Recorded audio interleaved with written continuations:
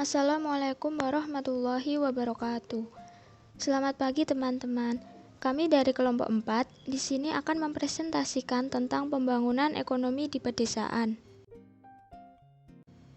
Adapun anggota dari kelompok kami yaitu 1. Alifia Fatimah Az-Zahra, 2. Sulistiani Fatmawati, 3. Muhammad Sultan Akfa Al-Wafi. Materi presentasi kali ini akan dibagi menjadi 5 pokok bahasan yaitu 1. Konsep pembangunan ekonomi pedesaan. 2. Pemberdayaan pembangunan ekonomi pedesaan. 3. Syarat pembangunan ekonomi pedesaan yang berkesinambungan. 4. Permasalahan yang dihadapi pembangunan ekonomi pedesaan. Dan yang kelima yaitu strategi pengembangan pembangunan ekonomi pedesaan. Baik, pokok bahasan yang pertama yaitu konsep pembangunan ekonomi pedesaan.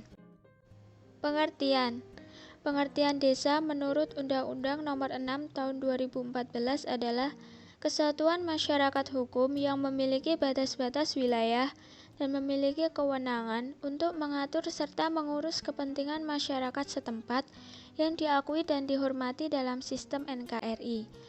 Menurut Lincoln Arshad, pembangunan ekonomi pedesaan merupakan suatu proses di mana pemerintah desa dan masyarakat mengelola sumber daya yang ada dan membentuk suatu pola kemitraan antara pemerintah desa dengan sektor swasta untuk menciptakan lapangan kerja baru dan merangsang perkembangan kegiatan ekonomi di wilayah tersebut.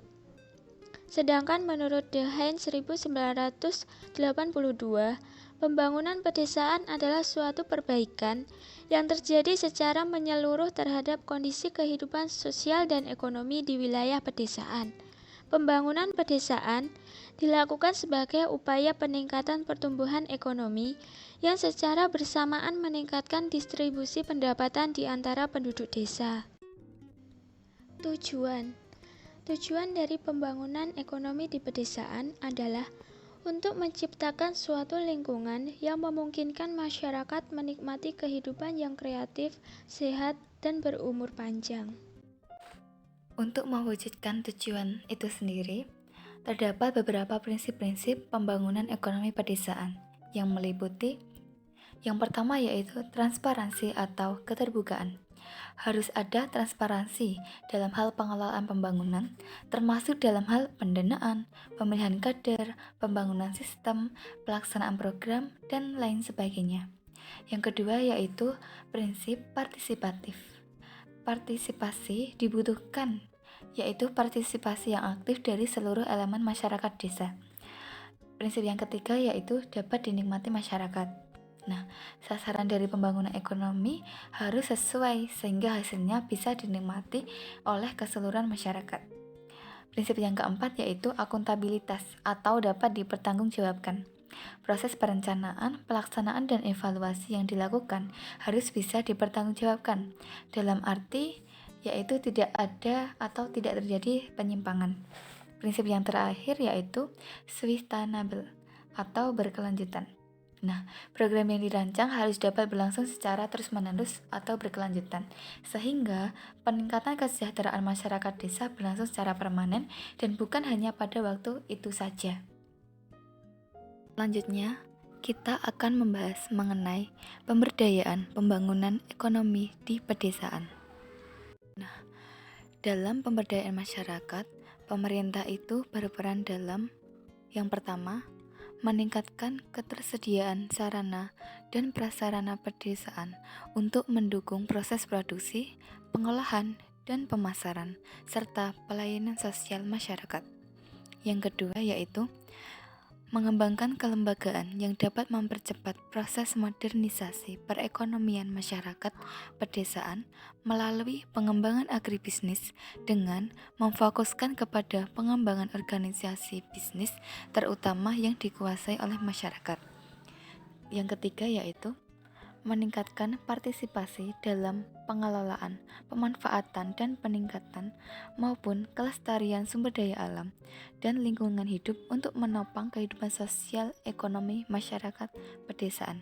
Dan yang terakhir yaitu meningkatkan investasi dalam pengembangan sumber daya manusia yang dapat mendorong produktivitas, kewirausahaan, dan ketahanan sosial masyarakat pedesaan untuk mengembangkan kehidupan ekonomi masyarakat. Selanjutnya yaitu syarat pembangunan ekonomi pedesaan. Nah, syarat utama pembangunan sendiri ada dua, yaitu pemerintah dan rakyat. Pembangunan tidak dapat berjalan apabila hanya salah satu yang menjalankan saja, sehingga pembangunan pada dasarnya adalah dari rakyat dan untuk rakyat. Pembangunan yang hanya dijalankan oleh satu pihak atau dipaksakan bukanlah model pembangunan yang ideal. Menurut saya, pembangunan pedesaan yang ideal harus dapat mengikuti 4 upaya besar berupa strategi pokok pembangunan pedesaan. Keempat strategi pokok ini satu sama lain harus saling berkaitan dan berkesinambungan. Yang pertama yaitu memberdayakan ekonomi masyarakat desa. Untuk mewujudkannya, dibutuhkan modal dan bimbingan-bimbingan dalam rangka pemanfaatan teknologi dan pemasaran agar dapat memampukan dan memandirikan masyarakat desa. Berikutnya yaitu meningkatkan kualitas sumber daya manusia pedesaan. Nah, kualitas sumber daya manusia sendiri bertujuan agar mereka memiliki dasar yang memadai dalam rangka meningkatkan dan memperkuat produktivitas dan daya saing. Selanjutnya, yang ketiga yaitu pembangunan prasarana di pedesaan. Nah, prasarana perhubungan di wilayah pedesaan adalah kebutuhan mutlak, karena prasarana perhubungan inilah yang dapat memacu ketertinggalan masyarakat pedesaan. Yang terakhir yaitu membangun kelembagaan pedesaan. Dengan adanya kelembagaan ini, maka dapat tercipta pelayanan yang baik guna memacu perekonomian pedesaan seperti lembaga keuangan. Berikutnya merupakan faktor penentu keberhasilan pembangunan. Suatu pembangunan bisa berhasil atau tidak bergantung pada faktor-faktor yang mempengaruhinya. Dalam hal pembangunan ekonomi pedesaan, ada beberapa faktor yang menjadi penentu keberhasilannya, meliputi ketersediaan sumber daya alam, akumulasi modal, organisasi, kemajuan teknologi, pembagian kerja, skala produksi, faktor sosial, faktor manusia, faktor politik, maupun faktor administrasi. Yang keempat adalah permasalahan yang dihadapi pembangunan ekonomi pedesaan. Yang pertama adalah kendala perencanaan. Kemampuan masyarakat masih belum memadai dalam melakukan perencanaan yang berakibat perencanaan yang dihasilkan tidak benar-benar baik. Kebanyakan kegiatan yang direncanakan justru bersifat rutin, yang sebenarnya kegiatan tersebut dapat diserahkan pada dinas dan instansi lain yang sudah ada. Yang kedua adalah kendala pelaksanaan. Proses pembangunan yang dilaksanakan adalah hal yang belum pernah dilakukan, sementara kemampuan pelaksanaannya terbatas sehingga perencanaan tidak berjalan dengan lancar. Ketiga adalah kendala koordinasi.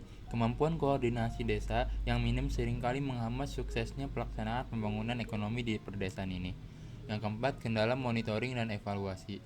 Aspek monitoring dan evaluasi berfungsi agar program menjadi terarah dan tidak terjadi penyimpangan ketika mengerjakan program tersebut. Selanjutnya adalah strategi pengembangan pembangunan ekonomi pedesaan. Terdapat 4 aspek dalam pembangunan ekonomi pedesaan. Yang pertama, strategi pertumbuhan. Harus ada indikator yang menentukan akan terjadinya pertumbuhan pada berbagai aspek di desa, misalnya dalam pertumbuhan ekonomi, pendapatan, hasil produksi, dan lainnya.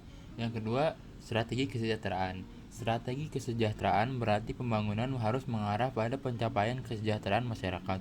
Fasilitas-fasilitas yang mendukung tingkat kesejahteraan masyarakat harus semakin baik. Yang ketiga, strategi responsif. Hal ini berarti mampu memahami kebutuhan masyarakat, hal-hal yang dibutuhkan masyarakat untuk mengarah pada pembangunan ekonomi positif. Yang keempat, strategi terpadu dan menyeluruh. Berbagai kebijakan yang dibuat dalam rangka pembangunan ekonomi pedesaan ini akan mencakup berbagai bidang. Namun demikian, berbagai bidang ini harus mampu saling mendukung satu sama lain. Kebijakan dalam berbagai aspek harus terpadu dan menyeluruh. Selanjutnya ada prinsip pengelolaan. Manajemen pembangunan desa ini harus meliputi prinsip-prinsip pengelolaan pembangunan ekonomi desa, seperti accountable, yakni pengelolaan kegiatan harus dapat dipertanggungjawabkan kepada masyarakat. Yang kedua, transparan, yakni Pengelolaan kegiatan harus dilakukan secara terbuka serta harus diketahui oleh masyarakat. Yang ketiga, acceptable adalah pilihan kegiatan harus berdasarkan pada musyawarah sehingga dapat memperoleh dukungan masyarakat. Dan yang terakhir, sustainable adalah pengelolaan kegiatan harus dapat diberikan manfaat kepada masyarakat secara berkelanjutan. Sekian presentasi dari kelompok kami. Apakah ada yang ingin ditanyakan?